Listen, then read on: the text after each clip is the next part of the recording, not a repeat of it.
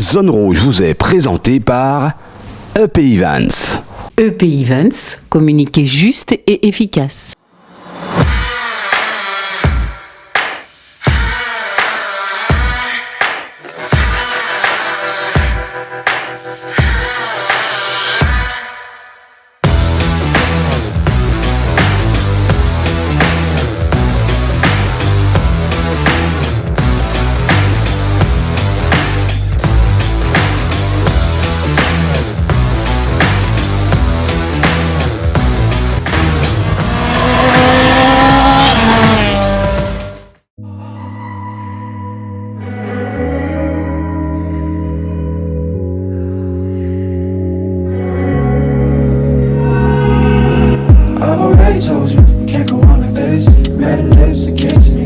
Salut à tous, heureux de vous retrouver, merci de votre fidélité.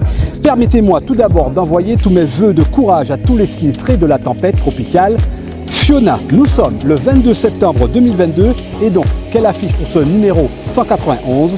Voici l'essentiel de l'actualité retenue. On ne finira jamais d'en parler, mais le retour de Simon Jean-Joseph en championnat de France au Rallye du Mont-Blanc aura fait couler beaucoup d'encre. 25 ans après sa victoire en 1998 à bord de sa Subaru, quelle nouvelle sensation et pourquoi ce nouveau challenge en images, l'ambiance d'une belle aventure que le pilote a voulu faire partager avec les fans de Zone Rouge. Souvenez-vous, en 2019, nous rencontrions ce jeune prodige du supermotard Gianni Cator. Aujourd'hui, il est vice-champion de France et d'Europe. Quelles étaient ses ambitions à l'époque ? Retour 4 ans en arrière, le jeune pilote martiniquais se confiait déjà en exclusivité à l'équipe de Zone Rouge. Comment se passe le réglage d'un moteur ? Quelles en sont les étapes essentielles ? Indiscrétion avec Johan Parent qui nous a laissé filmer la préparation de sa Peugeot 206. Bien sûr, une équipe de Zone Rouge était sur place. Zone Rouge, toujours une actualité d'avance, une pure montée d'adrénaline. Zone Rouge, c'est ici et nulle part ailleurs. Zone Rouge, c'est parti.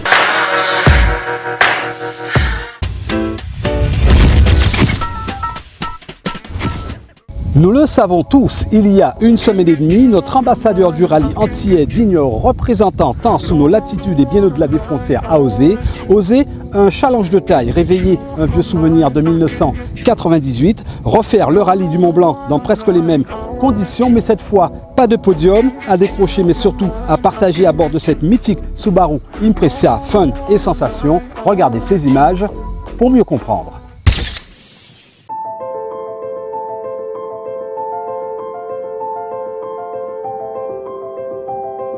Qui oserait dire que Simon Jean-Joseph, depuis son retrait de la haute compétition, ne reviendrait plus jamais sur la scène du combat ? Ce serait mal connaître cet Antillais qui n'est pas du genre à rester dans l'ombre, mais préfère faire briller son talent tant que l'opportunité se présente.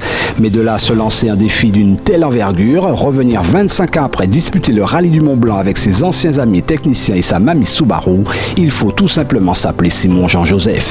L'occasion fait le larron, elle permet par ailleurs de belles rencontres, ainsi d'évoquer de vieux souvenirs en présence principalement d'un ancien ténor du championnat de France, Patrick Magot en personne, quelques rides certes, mais la passion toujours intacte. Souvent au championnat du monde, puisque on ouvre ensemble, on a le plaisir de se faire du mal en mondial. On a le même stress. on a l'estomac à l'envers, donc voilà.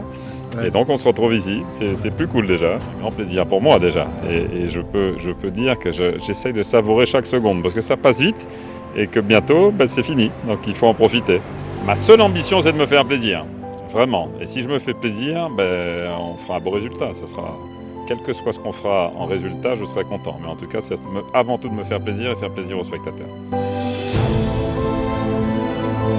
Surtout faire plaisir aux spectateurs. Pour cela, l'atout principal, c'est l'auto. Une Subaru Impreza, le temps de la mission, sera autorisée à sortir de son EHPAD. Mais attention, le punchy de la japonaise est toujours d'actualité. En témoigne son précieux pilote toujours respectueux de la senior automobile. Je ressens que du plaisir, du bonheur, c'est génial. C'est une voiture qui est vivante, on en parlait avec Batou. C'est un truc qui vit, qui est sympa. Voilà. Et puis ce qui est marrant, c'est que je remonte dans le temps, mais d'un autre côté, je travaille avec notre temps. Parce que là, on en parlait il y a 2 minutes, mais j'ai regardé les vidéos que Johan Bonato m'a données. Et heureusement, grâce à l'expérience que j'ai de regarder ces vidéos, je les ai regardées encore et on disait voilà, c'est pas pour nous, c'est pas ce genre. Enfin, on n'a pas l'habitude de ces choses-là, même si avec nos pilotes respectifs, on a beaucoup travaillé sur les vidéos.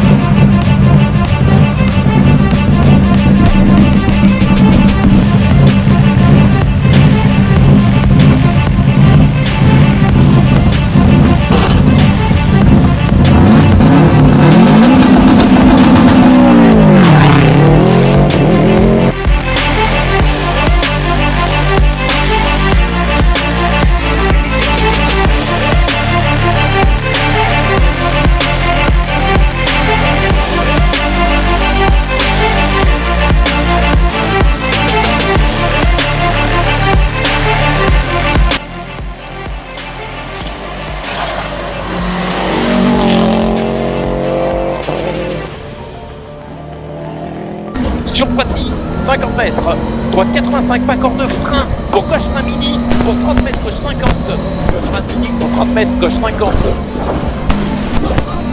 50 mètres, droite 85 plus à fond, pas corde, on peut couper, pour gauche 85 à fond bref, sur droite à fond mini, 70 mètres, piège, frein avant piège, pour 30 mètres, gauche 75, pas corde, sur droite 75 bref, sur droite 75 bref, 30 mètres, droite 75, pas corde, sur gauche à fond, 50 mètres. Attention, gauche frein, pour gauche 60 000, on referme. Gauche 60 000, on referme. 30 mètres. Droite 85, frein, 40, 60. 40, 60. Pour droite à fond mini. Sur gauche 75, pas corde. 70 mètres. Aux arbres, droite 90, plus long. Sur gauche, il frein. Pour 50 mètres, attention, gauche 75, frein, sur droite 75, pas corde, tenir. Gauche 75, frein, droite 75, pas corde, tenir. 50 mètres, gauche 50, pas corde, gauche 50. Droite à fond, 30 mètres, gauche 75, frein, pour droite 50, pas corde.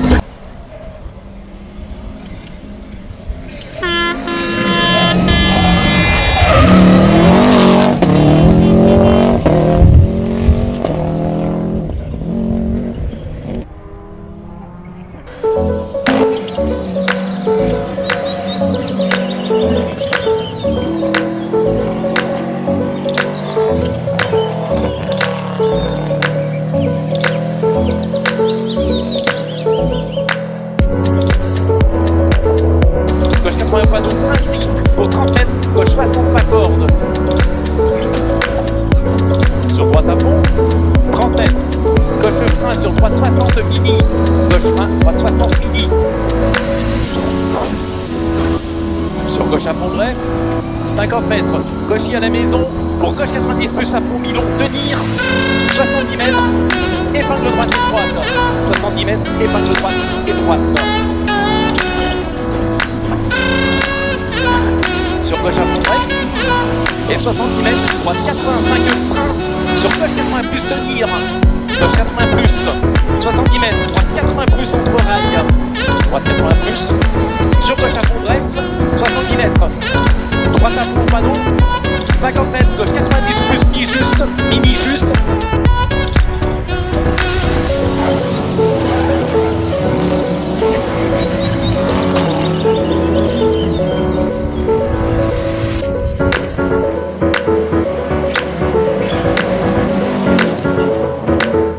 Ainsi, le pilote de la Martinique va réussir sa mission, au grand plaisir de nombreux fans, toutes générations confondues. Simon Jean-Joseph, pendant 2 jours, a fait le show, volant certainement la vedette au monstre de technologie de la catégorie R5, rapide, mais pas forcément plus spectaculaire. Le public, lui, l'a bien compris.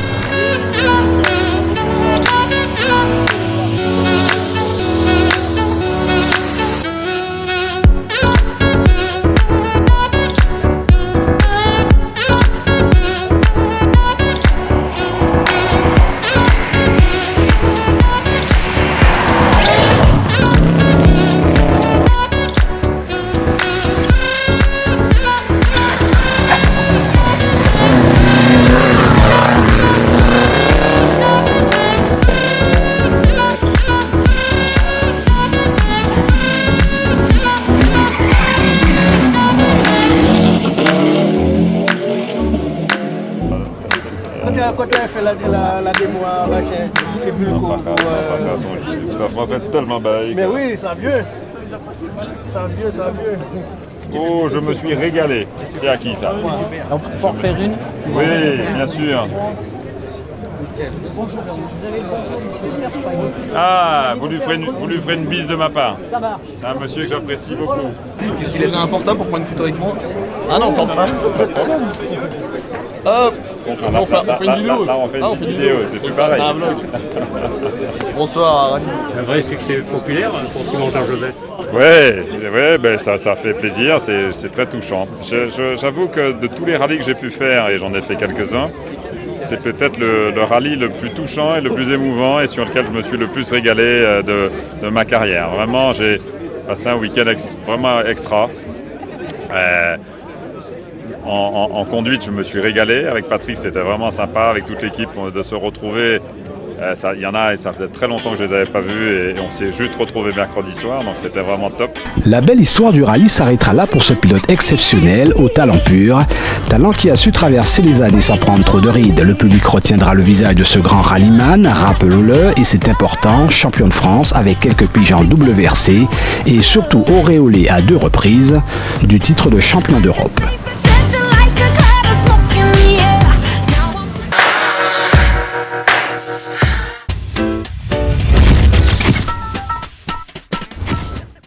Beaucoup d'entre vous le découvriront. Mais nous, à Zone Rouge, nous avions eu le nez fin car en 2019, nous avions senti un talent chez ce jeune pilote Gianni Cator. Alors voyons ce qu'il nous avait confié sur son avenir en supermotard. Gianni n'avait alors que 11 ans.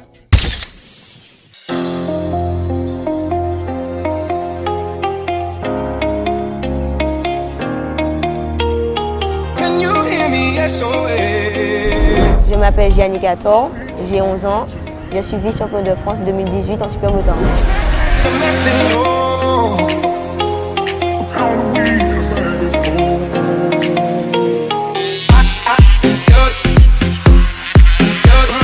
11 ans et déjà un titre de champion de France. Aujourd'hui, le pilote a fait son petit bonhomme de chemin en ayant respecté son objectif d'aller très loin.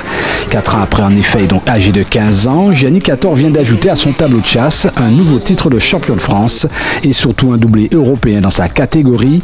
C'est dire qu'en 2019, le petit bonhomme affichait sa volonté de se frayer un chemin pour atteindre le haut niveau.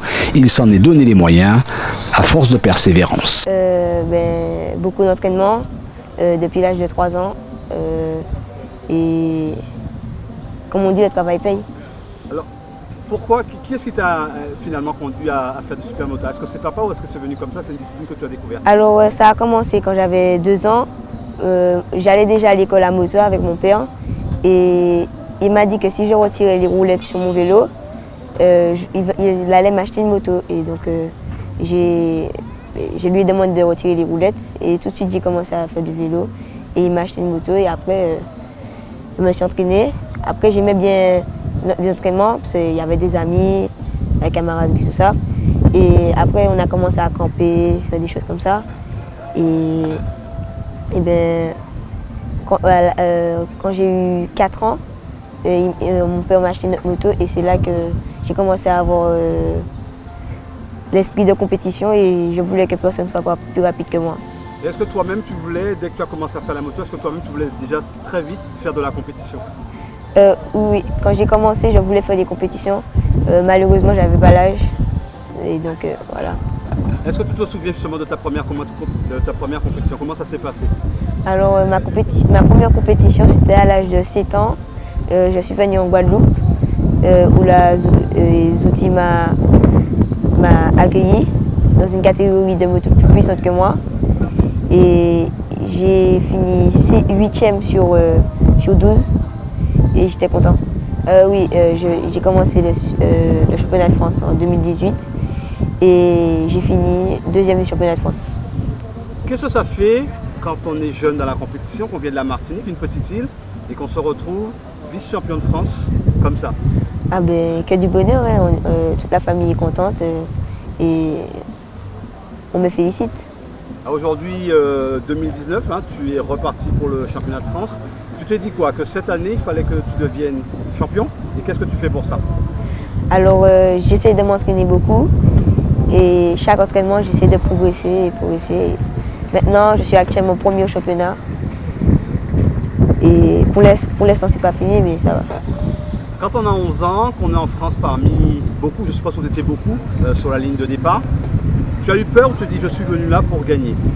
Alors, la première fois, j'ai eu vraiment peur. Et les autres fois, j'ai commencé à m'habituer. Bon, après, je suis toujours un peu stressée, mais après, ça va. Et comment la première fois, comment les autres petits supermotards t'ont vu parce qu'ils ne te connaissaient pas? Est-ce qu'aujourd'hui tu as l'impression qu'ils te respectent? On sait qui est Yannick Hador. Alors, quand je suis arrivée la première fois, eh bien, on me parlait comme si j'étais un tout petit et on se moquait de moi. Et maintenant, même mes adversaires me félicitent et c'est bien. Ouais.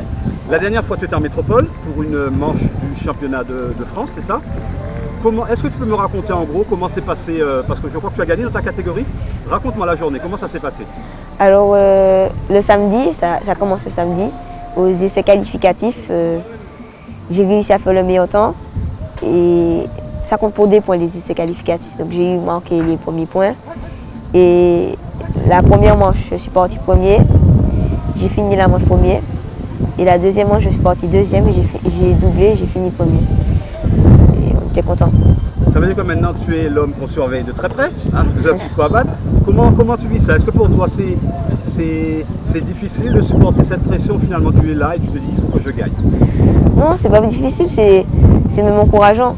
Parce que savoir que les gens veulent me battre, je préfère accélérer. Comment est papa avec toi quand il sait qu'il a un fiston qui est bon? Est-ce que papa est dur? Est-ce que papa est souple? Est-ce que papa te laisse faire ce que tu as à faire? Des fois il est dur avec moi quand j'ai du mal à faire des choses. Mais sinon il est souple, il est gentil. Tu as envie de devenir champion, je suppose? Oui, je veux être champion du monde. Champion du monde? Alors ça veut dire que tu es prêt à faire des sacrifices, tu es prêt. Comment tu vois ça, devenir champion du monde? Ça demande beaucoup. Comment tu vois ça, toi? Je vois qu'il faut partir de la Martinique, aller dans d'autres départements comme la France, l'Italie, des choses comme ça. Et je suis prêt à faire ça. Pourquoi tu aimes le supermotard? Alors j'aime bien la vitesse et surtout les vitesses en courbe quand la moto est couchée et on accélère, j'aime ça. Depuis 2 ans, ça fait 2 ans que tu fais le championnat de Guadeloupe. C'est la première année. Non, ça fait 2 ans que je fais le championnat de France. Ouais.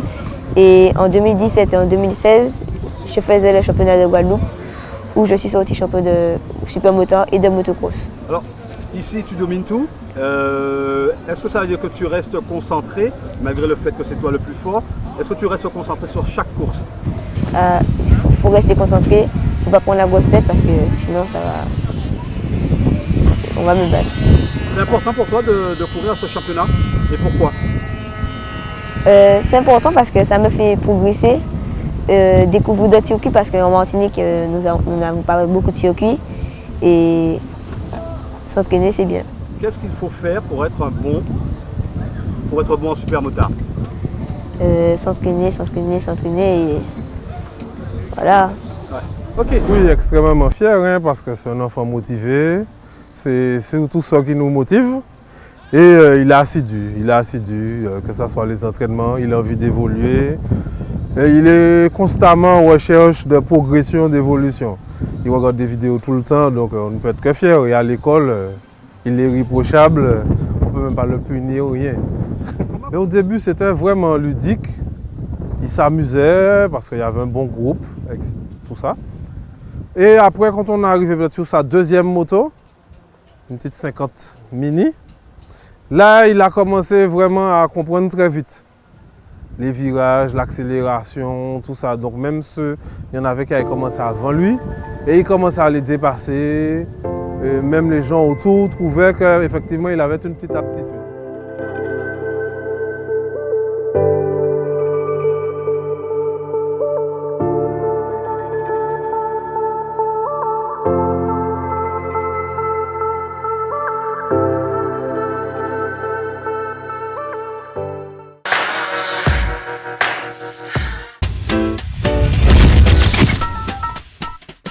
C'est toujours l'heure du bilan pour certains pilotes après une compétition et toujours cette même question qui revient. Est-ce que je peux encore optimiser la préparation moteur?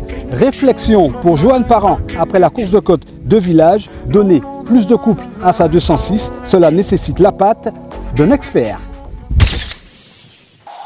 Tell me why'd you have to go and drive me so crazy? Now I'm feeling lost without you and I just can't be without you, baby. Want you all night long, want you all night long. C'est sous le regard admiratif de son propriétaire et du pilote de rallye Johan Parent que cette Peugeot 206 du groupe F2000 va subir une intervention chirurgicale technique, autrement dit va être sous haute surveillance pour lui donner le potentiel escompté. L'auto de compétition est dans un bloc opératoire appelé dans le jargon automobile un banc de puissance. Cela évite des essais sur les routes. Aux commandes de la mission, un homme de l'ombre réputé, Pascal Mathurin. Ces techniciens ingénieurs sont appelés communément des mappeurs. Leur mission est de rentrer dans le cœur de la bête de compétition via un calculateur. Le travail est précis. Leur indispensable outil de travail est un ordinateur bourré de logiciels adaptés pour travailler efficacement. L'objectif pour Pascal Mathurin est de régler parfaitement les paramètres de la 206 à la demande du pilote. C'est un meilleur couple que va tenter de donner le technicien à cette Peugeot 206. 2 bonnes heures seront nécessaires à la tâche pour un bon résultat final.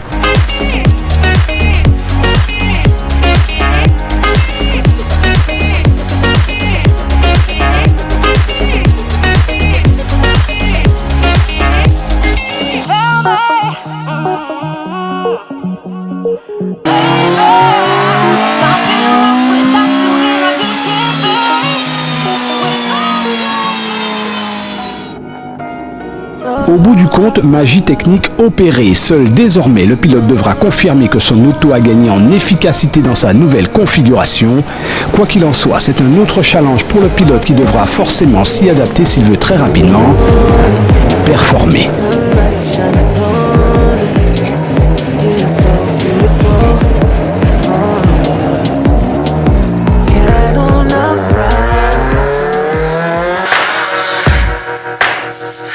Ainsi s'achève ce numéro 191 de Zone Rouge. Merci d'être resté en notre compagnie. Montrons-nous tous solidaires avec les sinistrés de la tempête Fiona. Ils ont tous besoin de nous.